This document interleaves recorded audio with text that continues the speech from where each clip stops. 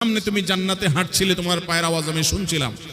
বেলাল রাদিয়াল্লাহু তাআলা তখন বলেছেন, ইয়া রাসূলুল্লাহ, আমার সেরকম কোনো আমল নাই, তবে আমি যখনই ওযু করি, ওযুর পর 2 রাকাত তাহিয়াতুল ওযু নামাজ আমি সব সময় পড়ি, এটা ভুলি না।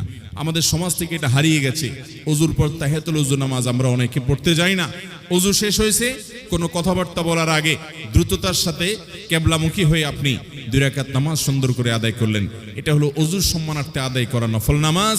এই নামাজের মাধ্যমে বেলাল রাদিয়াল্লাহু তাআলা আল্লাহ তাআলা এই মর্যাদা দিয়েছেন। তো এই হাদিস থেকে আমরা বুঝলাম, যদি কেউ উত্তম রূপে ওযু করে, যে ওযুতে পানি অপচয় নাই, যে ওযুতে অহেতুক কথাবার্তা নাই, যে ওযুর শুরুতে বিসমিল্লাহ আছে, যে ওযুতে মিসওয়াক আছে, যে ওযুতে উত্তম রূপে ওযু আছে, যে ওযুতে সমস্ত সুন্নাতগুলো প্রতিপালন করা হয়েছে, সুন্দর করে নাকে পানি এবং কুলি করা হয়েছে, এরকম ভালোভাবে ওযু করার পর যে ব্যক্তি নামাজ পড়বে, এরপরে আল্লাহর প্রশংসা করবে, গুণকীর্তন করবে, মর্যাদা বর্ণনা করবে।